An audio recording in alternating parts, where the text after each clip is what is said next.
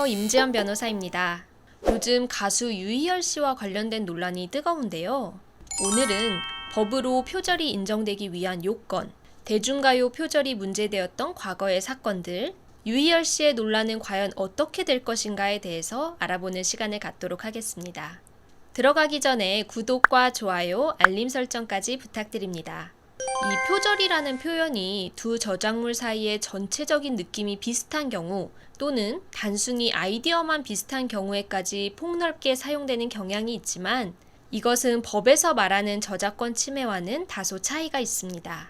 법에 따라 저작권 침해가 인정되기 위해서는 기본적으로 3가지 정도의 요건이 충족이 되어야 하는데요. 먼저 첫 번째는 원 저작물 중에서 표절되었다고 주장하는 부분이 저작권법상 창작성이 인정되는 저작물이어야 하고, 두 번째로는 문제되는 저작물이 원 저작물에 의거해서 작성되었다는 점이 인정되어야 합니다. 그리고 마지막으로는 원 저작물과 문제되는 저작물 사이에 실질적 유사성이 인정되어야 합니다. 유희열 씨 논란과 같이 음악 저작물에 있어서 실질적 유사성을 판단을 할 때는 음악의 구성 요소인 가락의 동일 유사성을 첫째로 판단하게 되고, 더 나아가서 화음, 리듬, 박자, 템포와 같은 다양한 요소들에 대해서도 고려를 하게 됩니다. 흔히 음악 저작물에 있어서 4마디가 동일하면 표절이다 라고 알고 계신 분들도 많은데, 물론 실질적 유사성을 판단할 때 멜로디 부분에 집중이 되는 것은 사실이지만 화음이나 리듬, 음악의 형식까지 종합적으로 고려를 해야 하는 것이지 양적으로 단순히 몇 마디가 동일한가에 따라서 결정되는 것은 아닙니다. 저작권 침해가 인정되는 경우에 민사적으로는 저작권 침해 중지 청구, 손해배상 청구 등을 할 수 있고, 형사적으로 저작재산권 침해가 인정되는 경우 5년 이하의 징역 또는 5천만 원 이하의 벌금에 처해질 수 있습니다. 오래된 사건이기는 한데 2006년에 있었던 MC몽의 너에게 쓰는 편지 사건이 있습니다. 이 사건은 국내에서 법원의 판결로 가요의 표절이 인정된 거의 유일한 사례인데요. 이 사건의 경우에도 위자료로 1,000만 원 정도만이 인정이 되었습니다.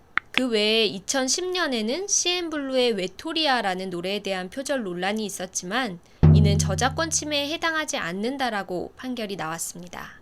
2012년부터 2015년 사이에는 박진영 씨가 작사 작곡한 썸데이라는 노래에 대한 표절 소송이 있었는데요.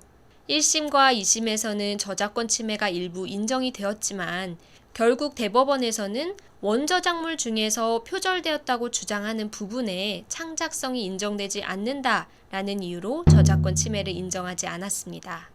또 2017년경 가수 로이킴 씨의 봄봄봄이라는 노래에 대한 표절 논란이 있었는데요.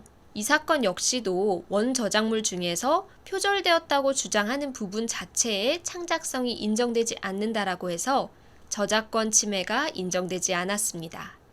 최근의 사례로는 아기상어 노래와 관련된 표절 논란이 있었습니다. 그 사건의 경우에는 1심에서 국내의 상어 가족이라는 노래는 표절곡이 아니다라는 판단이 있었고, 현재 항소심이 진행 중에 있습니다. 표절과 관련된 의혹이 제기되는 경우는 굉장히 많지만 정작 법적인 분쟁으로까지 나아가는 경우는 분쟁 사례를 손에 꼽을 정도로 많지가 않은데요. 그것은 아마도 법적으로 표절로 인정되기 위해서는 넘어야 할 산이 굉장히 많기 때문일 것 같습니다.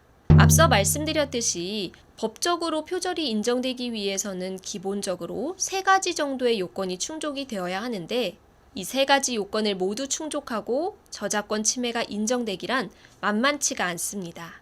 다만 표절 논란은 과거부터 꾸준히 계속 제기가 되어 왔고, 추상적이었던 음악 저작권 침해에 관한 판단 기준이 점차 구체적으로 확립되어 온 과정을 볼 때 앞으로 이와 관련된 법리도 점차 더 발전해 나가지 않을까라고 생각을 합니다. 현재 유희열 씨의 여러 곡들에 대한 표절 의혹이 계속해서 제기가 되고 있는데, 많은 음악 저작물이 어느 정도는 기존의 음악 저작물의 영향을 받을 수밖에 없다는 점을 고려할 때 단순히 일반인들이 들었을 때 이것이 비슷하다라는 정도만으로는 법적으로 인정되는 표절은 아닐 수도 있습니다.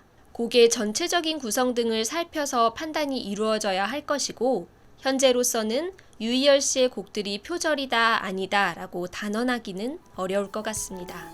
오늘은 표절과 관련된 전반적인 내용에 대해서 말씀을 드렸는데요. 오늘의 영상이 유익하셨다면 구독과 좋아요 부탁드립니다. 지금까지 법무법인 고구려 임지연 변호사였습니다. 감사합니다.